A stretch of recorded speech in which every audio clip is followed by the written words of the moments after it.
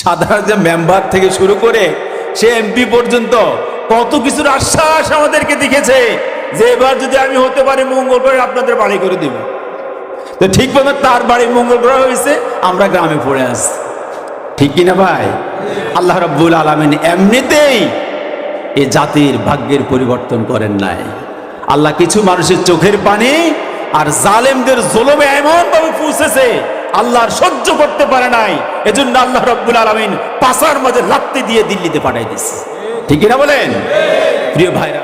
آتينا لقمان الحكمة أن اشكر لله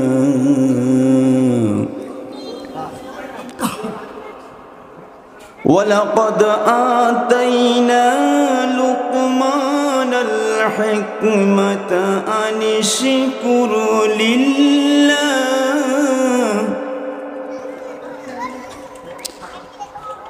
ومن يشكر فإنما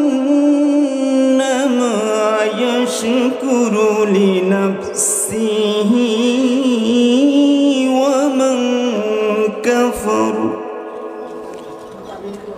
ومن كفر فإن الله غني حميد صدق الله العظيم وقال الله تعالى في شان حبيبه إن الله وملائكته يصلون على النبي يا أيها الذين آمنوا صلوا عليه وسلموا تسليما درود إبراهيم পড়ি আমরা اللهم صل على محمد وعلى آل محمد كما صليت على إبراهيم وعلى آل إبراهيم إنك حميد مجيد একটু আওয়াজ করে পড়েন না اللهم بارك على محمد وعلى آل محمد كما باركت على إبراهيم وعلى آل إبراهيم إنك حميد مجيد بلغ العلا بكماله كشف الدجى بجماله حسنت جميع خصاله صلوا عليه وآله होना ये फूल तो बुलबुल का तरन्नुम भी ना हो सीन में दहर में कलियों का तबस्सुम भी ना हो बलगल उला बिकमालिही कशफ الدجى بجماله حسنت جميع خصاله صلوا عليه وآله বিশাল তাফসিরুল কোরআন মাহফিল কামদেবপুর যুব সমাজ কর্তৃক আয়োজিত আজকের এই পবিত্র তাফসিরুল কোরআন মাহফিলে প্রথম অধিবেশনের সম্মানিত সভাপতি, উপস্থিত আমার শ্রদ্ধাভাজন বড় ভাই জনাব আবুল হোসেন ভাই মঞ্চে আছেন, আবুল খাইর ভাই উপস্থিত, এই ওয়ার্ডের সম্মানিত সভাপতি বাংলাদেশ জামাত ইসলাম এবং একলাসপুর ইউনিয়নের সম্মানিত সেক্রেটারি মহোদয় ডাক্তার আকরাম হোসেন, এই সমাজের বিভিন্ন স্তরের, বিভিন্ন পদের, বিভিন্ন স্থানের সম্মানিত ভাইরা, প্রিয় দিনদার মুত্তাকি মুসলিম ভাইরা,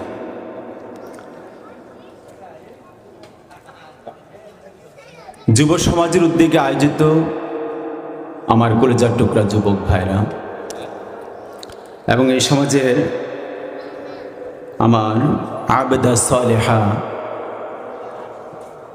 সাদিকা আমার মা ও বোনেরা, আল্লাহ তাআলার শানে আমরা কালিমাতুশ শুকর আদায় করছি। যে মহান মনিব আজকের এই সুন্দরতম একটা আয়োজনে কোরআনের তাফসীর শোনার জন্য আমরা এখানে আসতে পেরেছি। মহান আল্লাহ তাআলা আমাদেরকে সুযোগ করে দিয়েছেন। এজন্য সেই মহান মনিবের দরবারে আমরা কালিমাতুশ শুকর আদায় করছি, সবাই হৃদয় থেকে, মন থেকে, উচ্চ আওয়াজে ইমানি জজবাকে একসাথ করে একবার পড়ে নিয়ে আলহামদুলিল্লাহ রব্বানা লাকাল হামদ হামদান কাসীরান তাইয়িবান মুবারাকান ফীহি। দুরুদ ও সালাম পেশ করছে সে মানবতার মুক্তির দূত, মানবতার আলোর দিশারি, মানবতার গাইডার, মানবতার পথ প্রদর্শক মুহাম্মদুর রাসূলুল্লাহ সাল্লাল্লাহু আলাইহি ওয়াসাল্লাম। যে মহান নবী মানবতার কথা বলেছেন, মানবতার মুক্তির কথা বলেছেন, মাজলুমের পক্ষে কথা বলেছেন। যে মহান মনিব, যে মহান নবী তামাম পৃথিবীর সমস্ত মাজলুম মানুষগুলোকে উদ্ধারের জন্য সমাজ সংস্কারের মাধ্যমে একটি ইসলামী ছোট্ট প্রজাতন্ত্র, ইসলামী একটা রাষ্ট্র পরিচালনা করেছিলেন, গঠন করেছিলেন মদিনা মুনাওয়ারায়। সে রাসূলের শানে আমরা মন থেকে আরেকবার দুরূদ পড়ে নিচ্ছি। সবাই পড়ি সাল্লাল্লাহু আলাইহি ওয়াসাল্লাম। স্মরণ করছি ওই সকল শহীদানকে যারা বদর, উহুদ, খন্দক সে সকল যুদ্ধের মধ্যে ইসলামের জান্ডাকে উড্ডীন করার জন্য নিজের জীবনকে শাহাদাতের নজরানা হিসাবে পেশ করেছেন। এবং বাংলাদেশে যে সকল ভাইদের মাধ্যমে বৈষম্য বিরোধী ছাত্র আন্দোলনের ওই সকল ভাইদের বিনিময়ে যাদের প্রাণ ঝরেছে, পঙ্গুত্ব বরণ করেছে, আজও বিভিন্ন সমস্যা নিয়ে, কারো পা নেই, কারো মাথা নেই, চোখ নেই, কারো হাত নেই, বিভিন্ন সমস্যার মধ্যে দিয়ে যারা আজও হাসপাতালের বেডে কাতরাচ্ছে, বাড়িতে কাতরাচ্ছে, এবং যারা শহীদ হয়েছে, যারা জীবিত আছে আল্লাহ তাদেরকে সুস্থতা দান করো, যারা শহীদ হলো তাদেরকে আল্লাহ রব্বুল আলামিন শাহাদাতের উচ্চ মাকামে পৌঁছিয়ে দেখ, বলেন আমিন। প্রিয় ভাইরা আমার, ইসলামের আজ অনুকূল অবস্থা, ইসলামের আজকে জয় জয়কর অবস্থা। বিগত সময় আমরা ইসলামের কথা বলতে পারতাম না, কোরআনের কথা বলতে পারতাম না, ইসলামের দুর্দিন ছিল। আলহামদুলিল্লাহ এখন ইসলামের সুদিন এসেছে। কি বলেন, ইসলামের সুদিন এসেছে? এখন আমরা বুক খুলে কথা বলতে পারতেছি। এর জন্য মন থেকে আরেকবার পড়েন আলহামদুলিল্লাহ। আজকে আফগান বিজয় হয়েছে, সিরিয়া বিজয় হয়েছে, পাকিস্তানি বিজয়ের ঘণ্টা বাজতেছে, ফিলিস্তিনি বিজয়ের দ্বার প্রান্তে চলে এসেছে, বাংলাদেশে বিজয়ের নতুন সূর্য উঠেছে আলহামদুলিল্লাহ। সুতরাং মুসলমান ইনশাআল্লাহ, আমার সাথে বলেন ইনশাআল্লাহ, আগামী পৃথিবী হবে কোরআনের পৃথিবী, আগামী পৃথিবী হবে মুসলমানদের পৃথিবী, আগামী পৃথিবী হবে ইসলামের পৃথিবী ইনশাআল্লাহ। সুতরাং সেই বিজয়কে ধরে রাখার জন্য, এই জমিনে আল্লাহর দ্বীনকে পরিপূর্ণভাবে কায়েম আর দায়েম করার জন্য একদল মর্দে মুমিনের প্রয়োজন, যাদের হৃদয়ে থাকবে না কোনো হীনতা, দুর্বলতা, কোনো অলসতা থাকবে না, যাদের হৃদয়ে বুরুদ বিনবে কিন্তু ঈমান বের হবে না, ওই সকল মর্দে মুমিন, এক জাত মর্দে মুমিনের প্রয়োজন। সুতরাং সে মর্দে মুমিনদের জন্য, সে ঈমানওয়ালা, জজবাওয়ালা, ঈমানওয়ালা হওয়ার জন্য আমি চাই এই কান্দিপুর থেকে যাতে করে একটা দল বের হয় যাদের মুখে থাকবে ঈমানের স্লোগান, হাতে থাকবে কোরআনের ঝান্ডা, তারা সামনে এগিয়ে যাবে, কোনো বুলেট বোমা তারা ভয় করবে না, ঠিক কিনা বলেন? সুতরাং সেই দলে কারা কারা হতে রাজি একটু দুই হাত তুলে আল্লাহকে তাকায়। নারায়ে তাকবীর, নারায়ে তাকবীর, নারায়ে তাকবীর। প্রিয় ভাইরা আমার, বিকেল বেলার আলোচনা বেশি ডক হবে না। মানুষজন যদি আরো বেশি হতো, আমার ডাক্তার সাহেব বলছি ইনশাল্লাহ ভরপুর হয়ে যাবে, আশা করতেছি ইনশাল্লাহ ভরপুর হয়ে যাবে। তো আমি আপনাদের সামনে ছোট্ট একটা আয়াতে কারিমা তেলাওয়াত করেছি। আসলে এমনি মাঠের আলোচনাগুলা রাতের বেলায় ভালো হয়, দিনের বেলার আলোচনাগুলো মসজিদ কেন্দ্রিক হয়, তাহলে কথা বলতে ভালো লাগে। যাকে এই বছর আমার প্রথম আসরের পরে আলোচনা, যেটা আমাদের সাংগঠনিক ভাই বলছে, সুতরাং এইভাবে সিস্টেম করছে, আমরা ওইভাবে আলোচনা শুনবো। যতটুকু আল্লাহ জবান দিয়ে বলার সুযোগ দেয়, যতটুকু আল্লাহ আপনাদেরকে শোনার তৌফিক দেয়, আমরা উভয়ের সমন্বয়ে ইনশাল্লাহ আলোচনা চলবে। আল্লাহ তাআলা আমাদেরকে শেষ পর্যন্ত বসার তৌফিক দান করুন। প্রিয় ভাইরা আমার, খেদমতে ছোট্ট একটা আয়াতে কারিমা, সূরা লোকমান 31 নম্বর সূরা, আল কোরআনের 31 নম্বর সূরা, সূরাতুল লোকমান, ওখানের 12 নম্বর আয়াতে কারিমা তেলাওয়াত করেছি। হয়তো প্রয়োজন আরেকটু দুই একটি আয়াত পড়া হবে ইনশাআল্লাহ। তো সে আয়াতটি ছিল, আল্লাহ রাব্বুল আলামিন বলেন, ওয়ালাকাদ আতাইনা লোকমান আল হিকমা। আল্লাহ তাআলা বলেন, আমি লোকমানকে হিকমত দিয়েছি। কার কথা বলছেন? লোকমান। আমি লোকমানকে হিকমা দিয়েছি। হিকমা, হিকমা অত্যন্ত গুরুত্বপূর্ণ একটা জিনিস, গুরুত্বপূর্ণ অত্যন্ত দামি একটা বিষয়, একটা নিয়ামত। আল্লাহ তাআলা সবাইকে হিকমা দেন না, কিন্তু আল্লাহ লোকমানকে হিকমা দিয়েছেন। সুতরাং যে লোকমান হিকমা পেয়েছে, হিকমত পেয়েছে, ওই লোকমানের পরিচয়টা একটু জানা দরকার। কি বলেন, ঠিক না? সংক্ষেপে একটু আমরা পরিচয় জানবো। লোকমান, যে লোকমানের পরিচয় আল্লাহ তাআলা নিজে করাই দিচ্ছেন, সুবহানাল্লাহ বলেন। মনে করেন আপনাদের ডাক্তার আকরাম সাহেব, আপনাদের সমাজ আলহামদুলিল্লাহ অনেক তার শান শৌকত মর্যাদা, কিন্তু উনি যদি মনে করেন সিলেটে যায়, যেখানে ওনাকে কেউ চিনে না, তাহলে ওনার এখানের মর্যাদা আর ওইখানের মর্যাদা কি সমান হবে? সবার বেলা, আমার বেলা। কিন্তু ওইখানে একজন এমপি মহোদয় যদি ওনার হাতটা ধরে ধরে, এই লোকটাকে চিনেন, এই লোকটা আমার অতি নিকটের লোক, অতি কাছের লোক, আপনার ওদিকে খেয়াল করবেন, তাহলে মানুষের মধ্যে কি এই পালফিউশন শুরু হয়ে যাবে না? এই এমপি সাহেবের লোক, হ্যাঁ, এমপি সাহেব এবার পরিচয় করাইছে, দাওয়াত দিব, খাওয়াইবো, সম্পর্ক করব, সেলফি তুলবো, ছবি তুলবো, আপলোড করবো ফেসবুকে, ঠিক না? সুতরাং একজন এমপি মহোদয়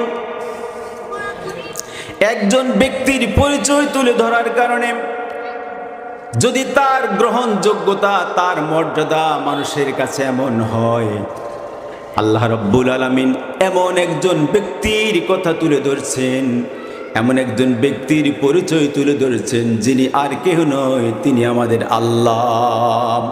সে আল্লাহ রাব্বুল আলামিন যে ব্যক্তির পরিচয় তুলে ধরছেন, সেই ব্যক্তির দাম কম না বেশি? এটা আওয়াজ করতে হবে, ওই লোকটার দাম কম না বেশি? এজন্যই সেই লোকটার পরিচয় আমাদের একটু জানা দরকার। হাদিস শরীফ এবং বিভিন্ন মুরব্বীদের কথার অনুযায়ী, বিভিন্ন স্কলারদের কথার অনুযায়ী, ভাষ্য অনুযায়ী তার যে পরিচয় আমরা পাই, লোকমান একজন কৃতদাস ছিলেন। যে লোকমানের বর্ণনায় এসেছে, প্রায় অর্ধ শতাধিক বর্ণনা এসেছেন।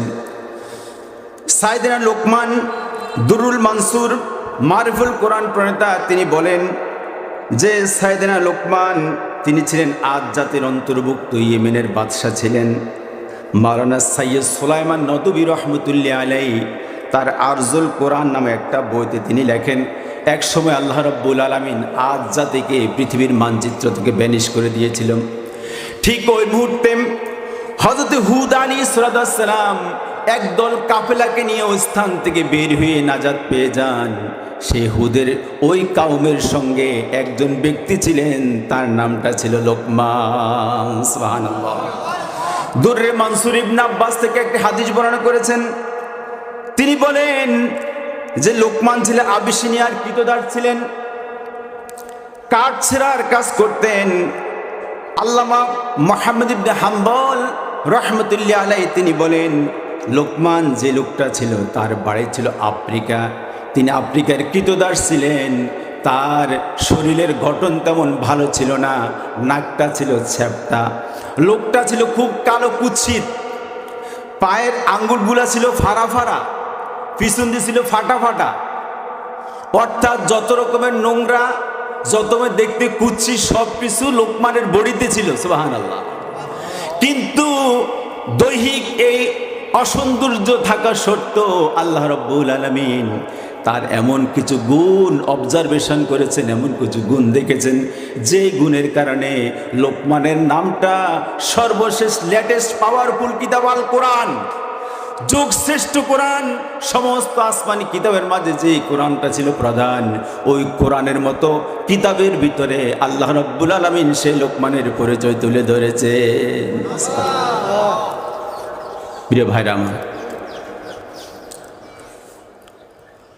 সুতরাং সেই লোকমানের সংক্ষিপ্ত একটা পরিচয় পেলাম।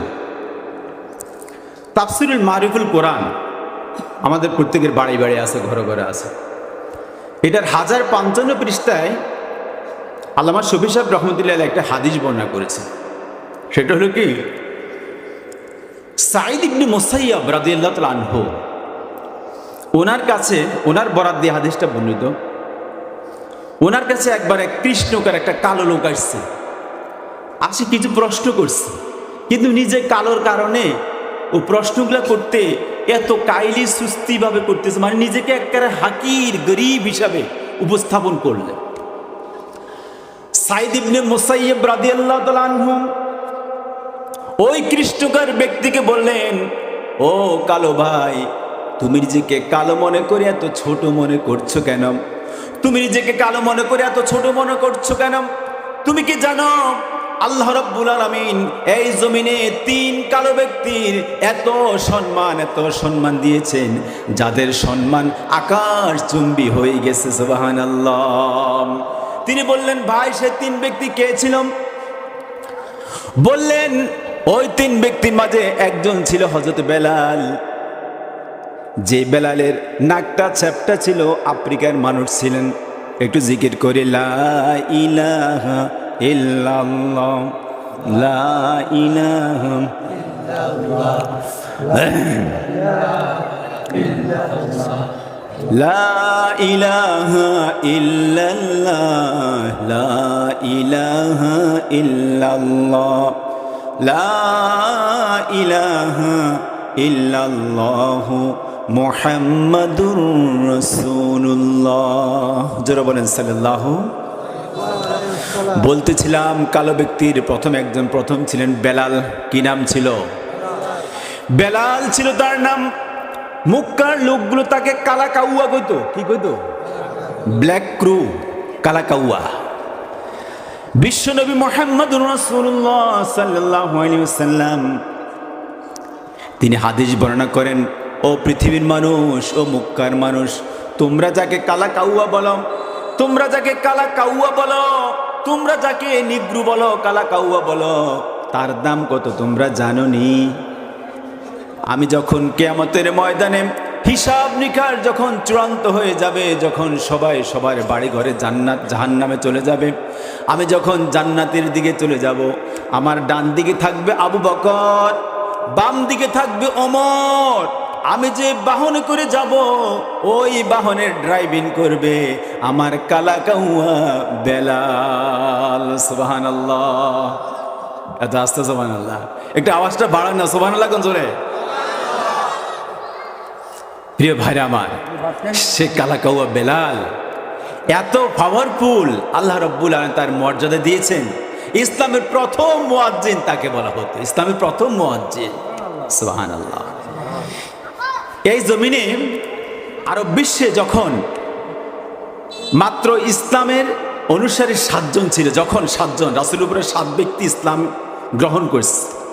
যখন আরব বিশ্বে একটা স্লোগান ছিল যে হুজুর দর জবাই কর, একটা হুজুর দর সকাল বিকাল নাস্তা করো। আসলে এরকম স্লোগান একটা ছিল না বাংলাদেশে, একটা শিবির ধরো সকাল বিকাল। আরব বিশ্বে এই স্লোগানটা ছিল একটা হুজুর ধরো, অর্থাৎ মুহাম্মদের অনুসারী যারা তাদেরকে বোঝানো হয়েছে সকাল বিকাল নাস্তা করো।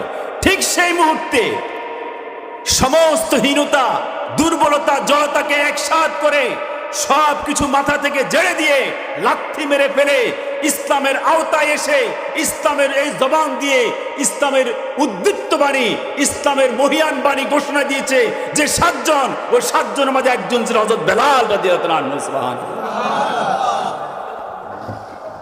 সে বেলাল ইসলামের প্রথম মুয়াজ্জিন ছিলেন, যিনি মসজিদে নববীতে আজান দিত। তার আজানটা এত পাওয়ারফুল ছিল, মসজিদে নববীতে আজান দিত মদিনা মুনাওয়ারায়, সে আজানটি থারুর মাঝে ভাসিয়ে crore crore billion trillion mile ভেদ করে প্রথম আসমান, দ্বিতীয় আসমান, তৃতীয় আসমান করে 7ম আসমান ভেদ হয়ে সে 7ম আসমানে একটা মসজিদ আছে বাইতুল মামুর। ও বেলালের জমিনের আজান দিয়ে বাইতুল মামুরে ফেরেশতারা কাতার বন্দি জামাতে নামাজ পড়তে। সুবহানাল্লাহ। তো কালামের দাম আসেনি, বলেন না, আছে কি না? তো রাসূল সাল্লাল্লাহু আলাইহি ওয়াসাল্লাম একদিন বলে এক মহিলাকে, সে মহিলা কালো আসছিল, তো নবীজির সামনে আসছে, কালো মানুষ তো জানাতে যেত না। এখন মহিলা দিছে কাঁদা, কি রাসূল বলতেছে কালো মানুষ বেহেশতে যাইতো না, বিষয়টা কি হুজুর, তো আমার কি অবস্থা হবে? তখন নবীজি তার ফিরেশানি দেখে বললেন, দেখো তুমি যখন জান্নাতে যাবে তখন তুমি আর কালো থাকবে না, তুমি সুন্দর হয়ে যাবে। সুবহানাল্লাহ, সুবহানাল্লাহ বিহামদিহি। আল্লাহ রাব্বুল আলামিন মানুষের বাহ্যিক রূপ দেখেন না।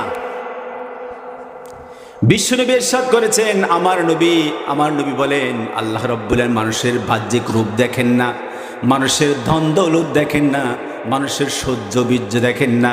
আল্লাহ রাব্বুল আলামিন যেটা দেখেন মানুষের এই হৃদয়ে, আত্তাকওয়াউ হাহুনা, আত্তাকওয়াউ হাহুনা। সুবহানাল্লাহ। যার তাকওয়া বেশি, যার আল্লাহর প্রতি ভালোবাসা বেশি, ভয় বেশি, তার গ্রহণযোগ্যতা আল্লাহর কাছে সবচাইতে বেশি। সে বেলালের কাহিনী বললে অন্তত 2-1 মাহফিল যাইবে, আমরা ওদিকে যাচ্ছি না। আরেকজন কালো ছিল হয়তো মাহাজা, হয়তো ওমর ফারুকের কৃতদাস ছিলেন। এই মাহাজা সম্পর্কে বিশ্বনবী বলেন, এই মাহাজা ছিল বদরীদের মাঝে প্রথম শহীদ। বদর প্রান্তবে সর্বপ্রথম যিনি শহীদ হন তিনি ছিলেন হযরত মাহাজা রাদিয়াল্লাহু তাআলা আনহু। সে মাহাজা কালো ছিল, চেহারার কোনো গঠন ছিল না, অত্যন্ত কুৎসিত ছিল। ওই মাহাজা বিবাহ করতে পারে না। একদিন নবীর কাছে যাওয়ার পরে নবীজি বলল, মাহাজা বিবাহ করেছে কিনা? বললে, ইয়া রাসূলুল্লাহ, মদিনার মেয়েরা আমার কাছে বিবাহ বসতে রাজি হয় না, তাদের বাবারাও আমার কাছে বিবাহ দিতে রাজি হয় না। আমি কালো বলে আমাকে কেউ দেখতে পারে না। বিশ্বনবী বললেন, যাও যাও যাও, ওই কান্দিপুর অমুক এলাকায় অমুক বাড়িতে একটা মেয়ে আছে, ওই মেয়ের বাবাকে গিয়ে আমার সালাম বলবে, আর বলবে তার মেয়ের ব্যাপারে তুমি বিবাহের প্রস্তাব নিয়ে এসেছ। আর বিবাহের প্রস্তাবটা দিয়েছিল মুহাম্মদুর রাসূলুল্লাহ। তিনি যখন ওই বাড়িতে চলে গেলেন মাহাজাম, ওই বাড়িতে যাওয়ার পরে যখন ওই মেয়ের বাবার সঙ্গে রাস্তায় দেখা হলো, কোথায় যাচ্ছ? বলল, আপনার কাছে এসেছি। বলল, কি ব্যাপার? বলল, আপনার কাছে বিশ্বনবী মুহাম্মদুর রাসূলুল্লাহ পাঠিয়েছেন। কি জন্য? বলল, আপনার একটা মেয়ে আছে, আমার সঙ্গে বিবাহ দেওয়ার জন্য। বলল, তোমার আর পরিচিতি আর কি আছে? বলল, আমার এই পরিচিতি, আমার আর কোনো পরিচিতি নাই। বলল, না না না, আমার মেয়ে তো অত্যন্ত সুন্দর, আমার মেয়েকে তোমার মতো কালো ছেলের কাছে বিয়ে দেওয়া যাবে না।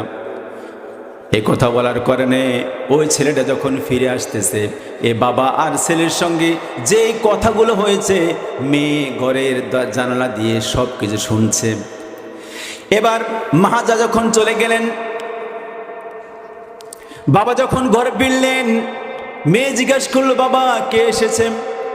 বলল, বাবা একটা লোক এসেছে তোমার বিবাহের প্রস্তাব নিয়ে, কিন্তু লোকটার চেহারা চরিত্র বেশি ভালো না। তারপরে টাকা পয়সাও তেমন নাই, ভালো কোনো চাকরি বাকরি নাই। এজন্য বলল, তুমি কি বলেছো? বললো, আমি তাকে ফিরাই দিয়েছি। মেয়ে বলল, বাবা বিবাহের প্রস্তাবটা দিয়েছে কে? বলল, বিবাহের প্রস্তাব তো সাইয়্যিদুল মুরসালিন শাফিল মুজনাবিন মুহাম্মাদুর রাসূলুল্লাহ সাল্লাল্লাহু আলাইহি সাল্লাম দিয়েছেন। বলল, বাবা মুহাম্মাদুর রাসূলুল্লাহ সাল্লাল্লাহু আলাইহি সাল্লামের পবিত্র জবানিতে যদি এই ছেলের সঙ্গে আমার বিবাহের প্রস্তাব দিয়ে থাকে, ও বাবা তোমাকে বাদ দিয়ে আমি আমার এই বিবাহতে আমি রাজি আর খুশি হয়ে গেলাম।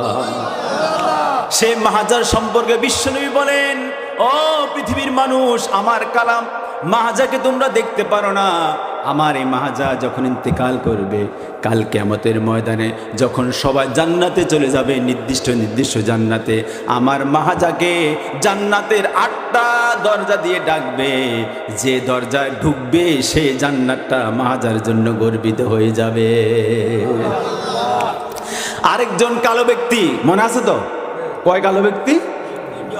আরেকজন কালো ব্যক্তি, যার একই অবস্থায়, যার নাকের সেন্টার কোনো ঠিক ছিল না, ফ্যাটটা ছিল চ্যাপটা, চেহারা ছিল কুৎসিত, অত্যন্ত কালো ছিল, লোকটা ছিল খাটো, তার নামটা ছিল লোকমান। সেই লোকমানের দামটাও আল্লাহ রাব্বুল আলামিন এমনভাবে দিয়ে দিয়েছেন, পবিত্র কোরআনে তার নামে একটা সূরা লিখে দিয়েছেন। সুবহানাল্লাহ।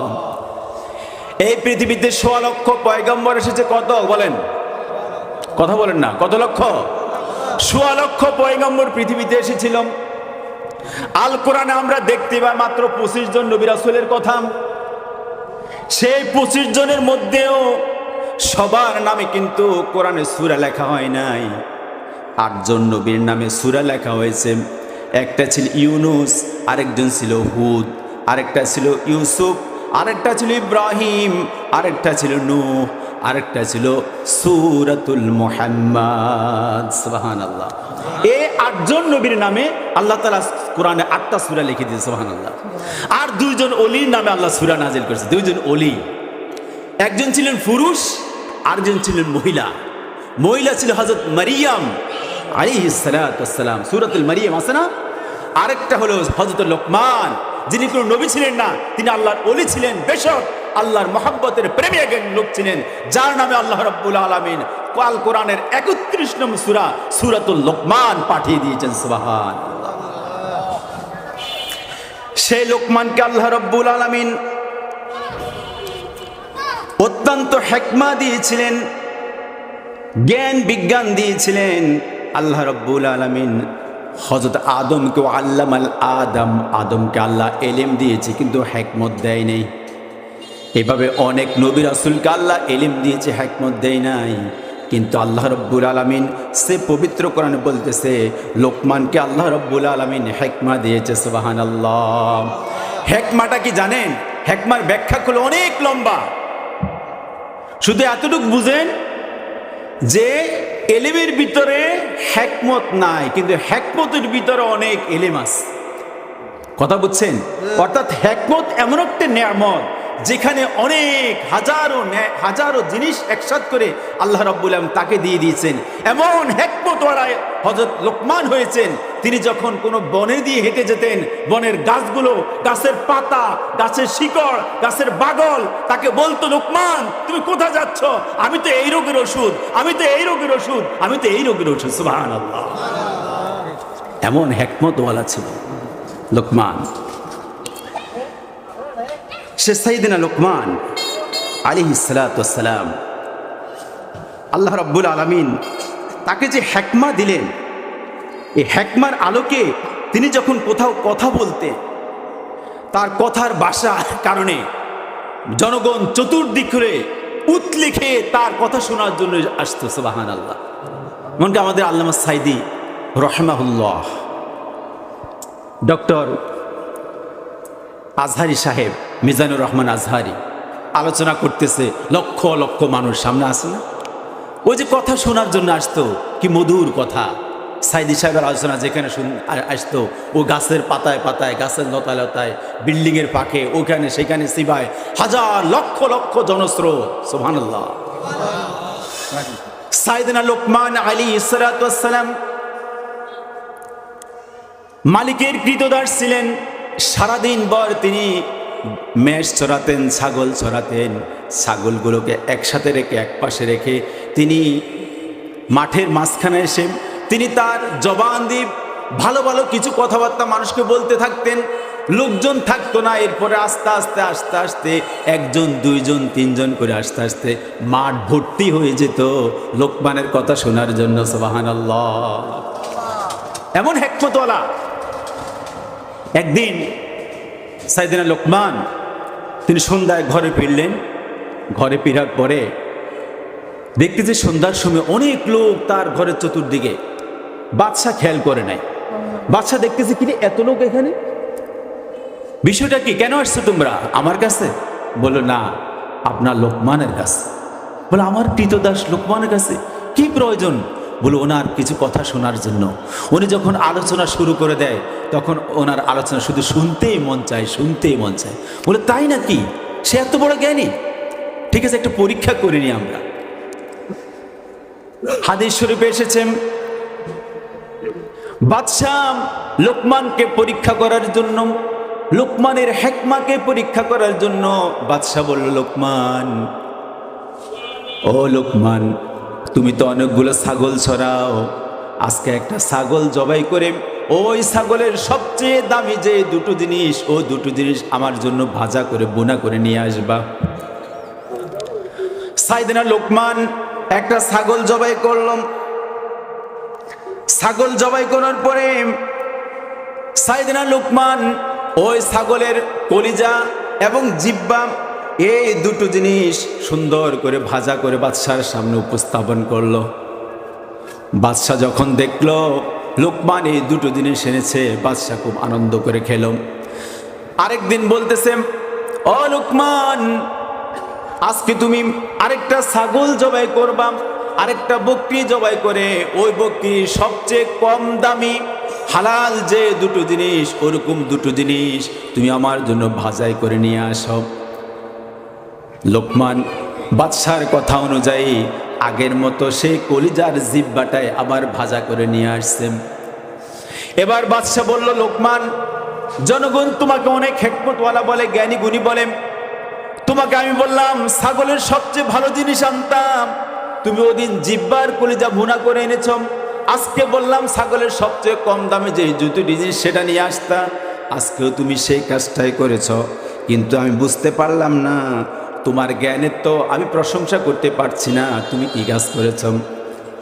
সাইয়েদনা লোকমান তিনি বললেন, বাদশাহ শুনেন, মানুষের বডির মাঝে এই দুটো জিনিস, একটা হলো মানুষের জিহ্বা, আরেকটা হলো মানুষের কলব অর্থাৎ কলিজা।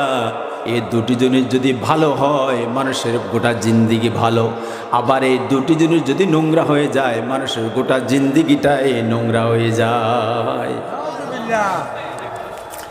বিশ্বনবী মুহাম্মদুর রাসূলুল্লাহ সাল্লাল্লাহু আলাইহি সাল্লাম বলেন, সহিহ বুখারীর 52 নম্বর হাদিস, নবীজি বলেছেন, ইজা সলুহা সলুহাল জাসাদু কুল্লুহু ওয়া ইজা ফাসাদাত ফাসাদাল জাসাদু কুল্লুহু আলা ওয়াহিয়াল কলব। আসসালামু আলাইকুম। আমাদের আজকে মাহফিলের বিশেষ মেহমান চলে আসছে, ইনশাআল্লাহ মাগরিবের পর আলোচনা হবে। তো মাগরিব পর্যন্ত আমি আপনাদেরকে নিয়ে একটু সময় কাটাই।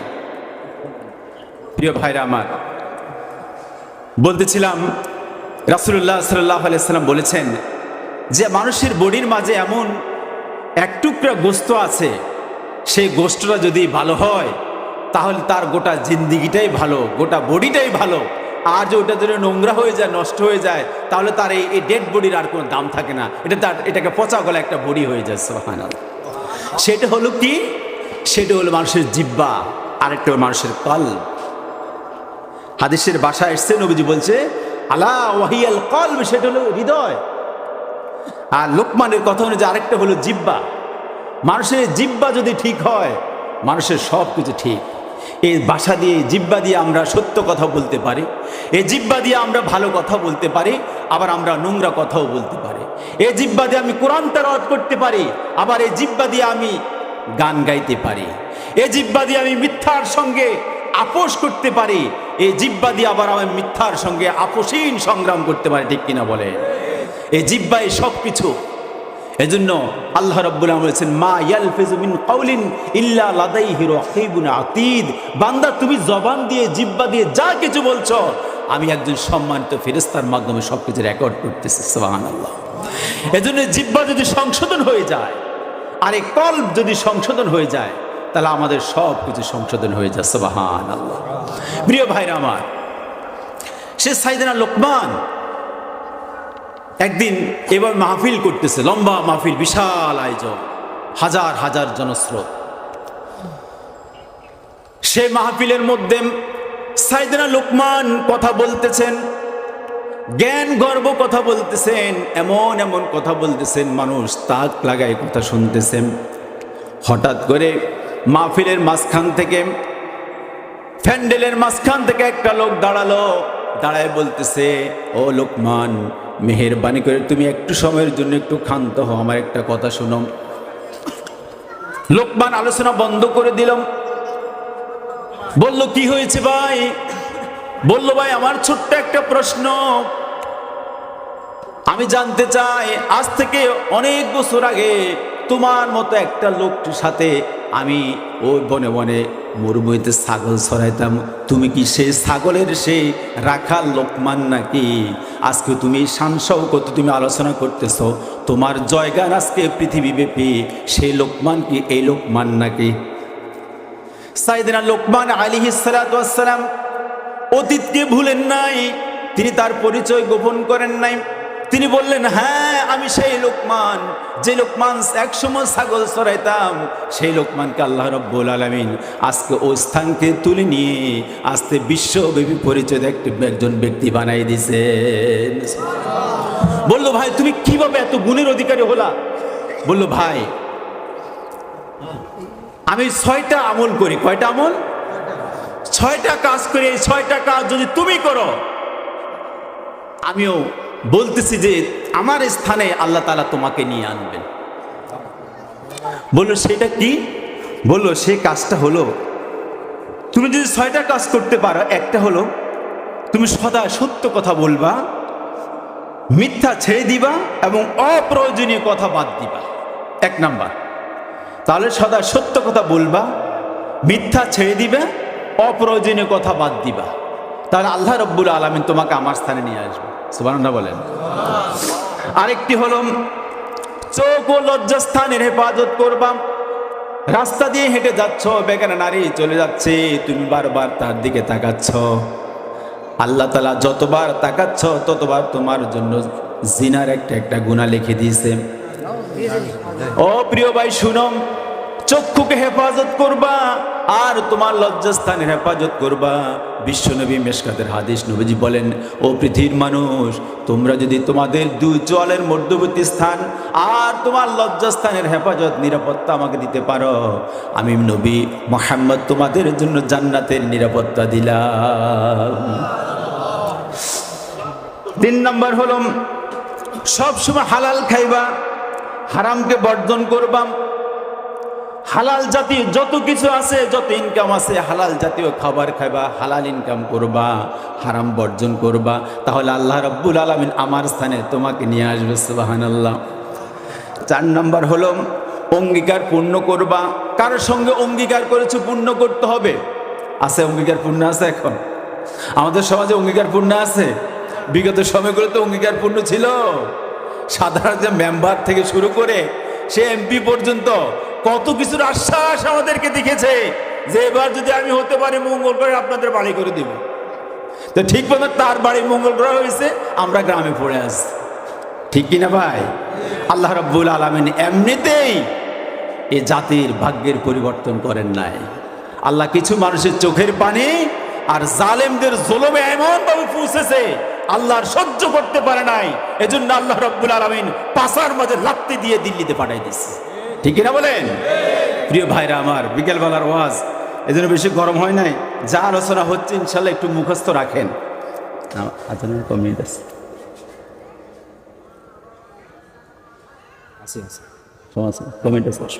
আলহামদুলিল্লাহ।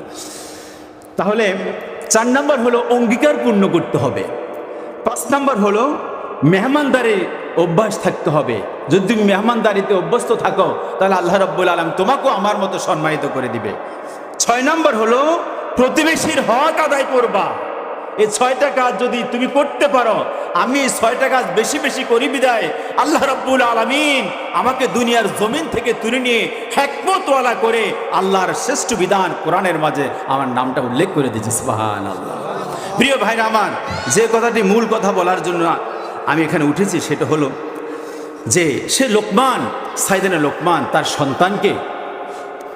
তার সন্তানকে কতগুলো নসিহত করেছিল, যে নসিহতগুলো বর্তমান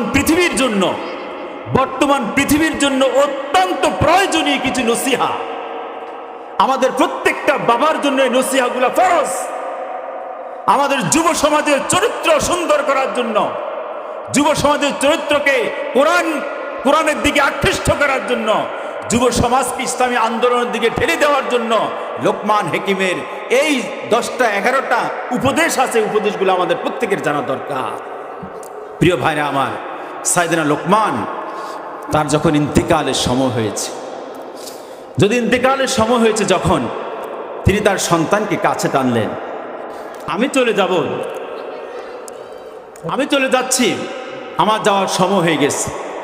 বাবা, আমি তোমাকে কিছু নসিহত করে যাচ্ছি, আমার এই নসিহতগুলো তুমি পরিপূর্ণভাবে পালন করতে চেষ্টা করবে। যদি পালন করতে পারো তাহলে আমি লোকমানের মতো আল্লাহ রাব্বুল আলামিন তোমারও শান শওকত মর্যাদা বাড়াই দিব। সুবহানাল্লাহ। প্রিয় ভাইরা আমার, সাইয়েদনা লোকমান আলাইহিস সালাতু ওয়াস সালাম তার সন্তানকে জায়গা জমির কথা বলেন নাই। মৃত্যুর পূর্বে আমরা মুরব্বীরা, আমাদের বাপ চাচারা যে সমস্ত কথাগুলো বলতো, ওই ধরনের কত লোভনীয় কথা বলেন নাই। কোনো টাকা সম্পদ জাকজমক কোনো কিছু ব্যবসা বাণিজ্যের কথাও বলেন নাই।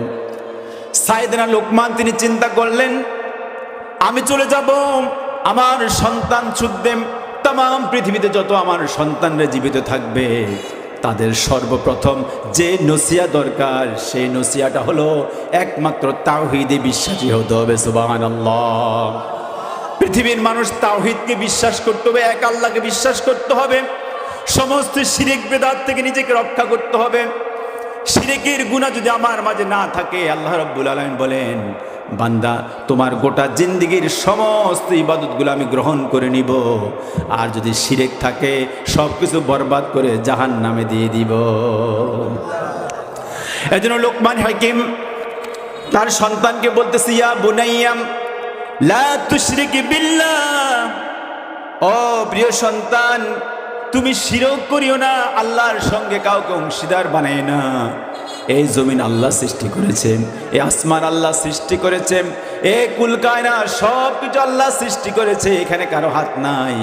তুমি এটার মাঝে কারো ভাগ বসায় না, যেহেতু ইন্নার শিরকা লা যুলমুন আযীম, শিরকটা হলো সবচেয়ে বড় জুলুম। শিরকের গুনাহটা, শিরক যেটা আর কি, শিরক, এই শিরকের গুনাহটা আমরা তেমন কিছু মালুম করতে পারি না, আমরা বুঝি না এটা আসলে কি।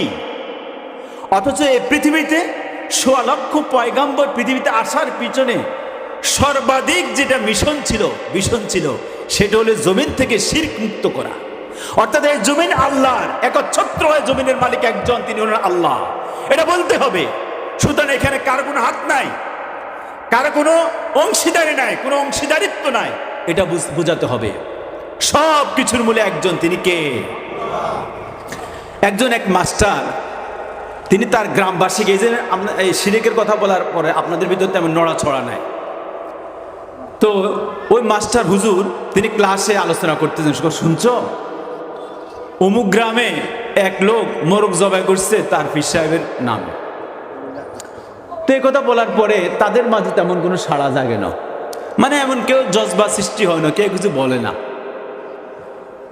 তো ওই মালানা পরের দিন আবার ক্লাসে গেছে, যা বলতে, শুনছো অমুক গ্রামে ওই মেয়েটার সঙ্গে, ওই মেয়েটা তার স্বাস্থ্য ভাইয়ের সঙ্গে জেনা করে বেবিচার করে ফালাই গেছে। এবার যেন একথা বলছে, ছাত্র কি এটা হতে পারে নাকি? মেয়েকে, আমাদের গ্রামের মেয়েকে তারা তুলে নিবে, এটা কেমন কথা? এরকম জঘন্য অপরাধ সে বলছে করছে, এটা কি করা যায়? তখন এবার হুজুর বললেন, শোনো, সাবধান, বুঝো, গতকালকে বলেছিলাম আমি শিরিকের কথা, অমুক গ্রামের এই লোকটা মুরগি জবাই করছে তার পীর সাহেবের নামে, তোমরা কিছুই বুঝো নাই। এখন যেটা করছে তোমরা সবাই জজবা হয়েছো, একসাথে হয়ে গেছো, তাকে ধরার জন্য মারাও, পিটো, ইত্যাদি ইত্যাদি করো। শোনো, যদি কেউ কোনো জিনা ব্যভিচার করে ফেলে, আল্লাহ রাব্বুল আলামিন ইচ্ছা করলে তাকে ক্ষমা করে দেয়। সে জঘন্য পাপ করছে, কবিরা গুনাহ করছে, আল্লাহ তাআলার কাছে মাফ চাইলে আল্লাহ মাফ করে দেয়। কিন্তু শিরক এমন একটা গুনাহ, এমন একটা জঘন্য গুনাহ, যেটা আল্লাহ রাব্বুল আলামিন তাকে কখনো ক্ষমা করবেন না।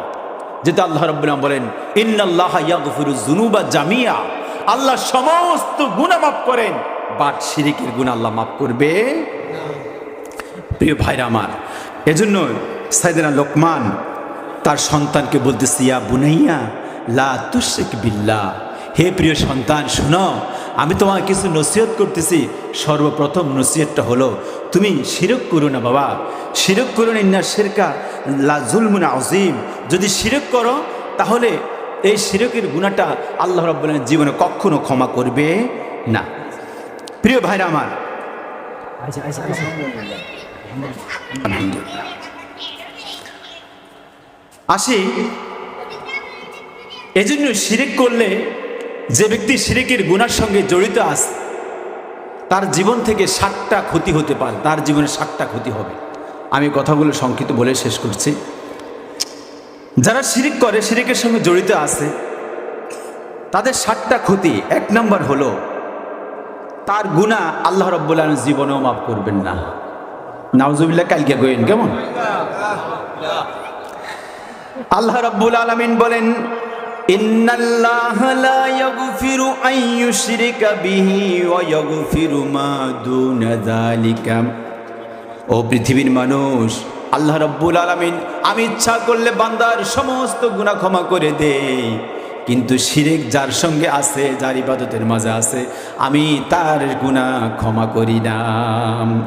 এজন্য মাজারে যাইলে শিরক যাবেন কিনা বলেন?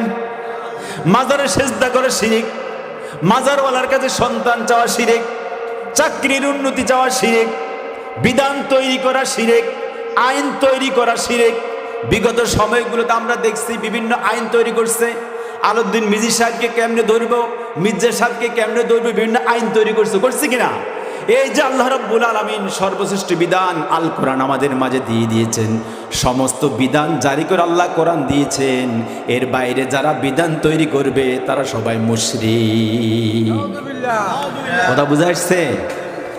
তাহলে সর্বপ্রথম তার ক্ষতি হলে তার জীবনের গুনাহটা আল্লাহ ক্ষমা করবেন না। দ্বিতীয় নম্বর হলো, শিরককারীর সকল নেক কাজগুলো আল্লাহ বরবাদ করে দেবে। যারা শিরক করব, যারা মাজারে যাওয়ার অভ্যাস আছে, শিরকের অনেকগুলো প্রকার আছে ভাই। বড় বড় শিরক আছে অনেক, ছোট শিরক যেগুলো সেগুলো দুই একটা আমি বলি। এই যে আপনি গলার মাঝে তাবিজ ঝুলান, এটা কি? এটা শিরক। তাবিজ ঝুলানো শিরক। বাইতুল্লাহ ধরে কি কসম করছে, এটাও শিরক। কোরআন শরীফ ধরে কি শিরক। মাথা ধরে কি শিরক। তারপরে আপনার সন্তান ডিম খেলে আন্ডা পাইবো, এই বিশ্বাসে পরীক্ষাওয়ালা পাঠান না, শিরক। তারপরে অমুক স্থান দিয়ে গাড়ি যাইতেছে, আসতে চালা, এখানে ফিরসাপুতি রয়েছে, গাড়ি আসতে চালা, শিরক। এভাবে করে হাজারো শিরক আমাদের জমিনে প্রতিষ্ঠিত আছে, আমরা বুঝি না। এই শিরকগুলো, একটা শিরক যদি আমার আমলের মাঝে থাকে তাহলে আমার কোনো ক্ষমা না হয়। প্রিয় ভাইরা আমার, শিরককারীর সকল নেক কাজগুলো আল্লাহ বরবাদ করে দিব। আল্লাহ রাব্বুল আলামিন বলেন সূরা জুমারের 65 নম্বর আয়াত, লাইন আশরাকতা লাইয়াহবাতান্না আমালুকা, যদি তোমাদের কাজের মাঝে, আমলের মাঝে, তোমাদের নেক কাজের মাঝে শিরক থাকে, আমি তোমাদের সকল আমলগুলো বরবাদ করে দেব। কে বলছে? 3 নাম্বার হলো, তারা বঞ্চিত অবহেলিত কাতারে থাকবেন।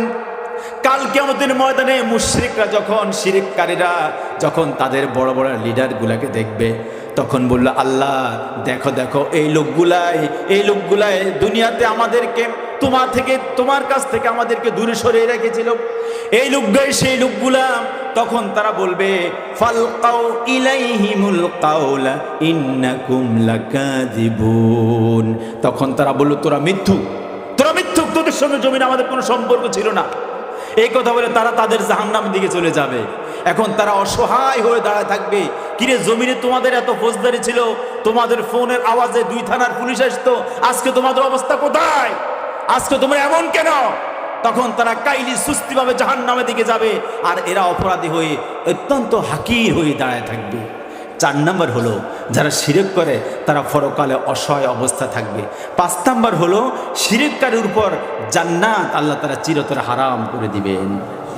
যারা মুশরিক, যারা এই যে মাজার, বাজার, তারপর কবর ইত্যাদিতে আছে, ওই যে শাহজালাল ইবনি রহমতুল্লাহ আলাইহি সিলেটে আমি একবার গেছিলাম, তো ওখানে নামাজ পড়ছি। নামাজ পড়ার পর ওনার কবর জিয়ারত করার জন্য গেছি একটু, যাওয়ার পরে দেখলাম ওখানে অনেকগুলো মানুষ মসজিদে আসর পড়লাম, একটা লোক নামাজ পড়ে নাই, সবাই এখানে বসে আছে, তারা শুধু টাকা নেয়। আমার বলে হুজুর কিছু দেন, হুজুর কিছু দেন। কথা বুঝছেন? তাহলে এই যে লোকগুলা, এই লোকগুলা না মসজিদের সঙ্গে তাদের সম্পর্ক নয়, তাদের মাজারের সঙ্গে সম্পর্ক, এদের নামাজের সঙ্গে সম্পর্ক নয়, ওই ফিরের সঙ্গে সম্পর্ক। এজন্য আল্লাহ রাব্বুল আলামিন বলেন, দুনিয়াতে গায়রুল্লাহকে তুই বিশ্বাস করেছিস, আমাকে বাদ দিয়েছিস, পরকালে তোর জন্য জান্নাতকে আমি হারাম করে দিলাম। নাউজুবিল্লাহ। তার জান্নাতকে আল্লাহ রাব্বুল আলামিন হারাম করে দিবেন। সূরা মায়েদার 72 নম্বর আয়াত, ইন্নাহু মাইয়ুশরিক বিল্লাহ ফাকাদ হারামাল্লাহু আলাইহিল জান্নাহ। যারা শিরক করবে আল্লাহ তাদের জান্নাত তার জন্য হারাম করে দিবে। 6 নম্বর হলো তার ঠিকানা হবে জাহান্নাম। মুশরিকের ঠিকানা কোথায়? জাহান্নাম। ওয়ামাওয়াহুন নার, কোরআনের এই আয়াতের সর্বশেষ অংশ, যে আল্লাহ তাআলা তাকে জাহান্নামে দিয়ে দিবেন। 7 নম্বর হলো পরকালে তার কোনো সাহায্যকারী থাকবে না। ক্বালাল্লাহু তাআলা ওয়ামা লিয-যালিমিনা মিন আনসার। আল্লাহ রাব্বুল আলামিন বলেন, এই মুশরিকদের পরকালে কোনো সাহায্যকারী থাকবে না। প্রিয় ভাইরা আমার, আসি আমরা সাইয়েদনা লোকমান হাকিমের এই বিশ্বস্তম কিছু কথা, যে 11টি উপদেশ দিয়েছে তার মধ্যে ছোট্ট একটি কথা বলেছি। সেই কথাটি ছিল শিরিক করা যাবে না। যে ব্যক্তি শিরিক করবে আল্লাহ রাব্বুল বলেন তার সমস্ত আমলকে বরবাদ করে দিবে। রাসূল করিম সাল্লাল্লাহু আলাইহি ওয়াসাল্লাম বলেছে যে পিঁপড়া যেভাবে করে চিনির বান্ড থেকে একটা একটা করে চিন নিয়ে চিনির বস্তাকে হালকা করে দেয়, অনুরূপভাবে শিরিক মানুষের ব্লাডে প্রবেশ করে, মানুষের রগে প্রবেশ করে, তার ঈমান নামক যে দৌলতটা আছে ওটাকে কুটে কুটে খেয়ে তাকে শূন্য করে দেয়।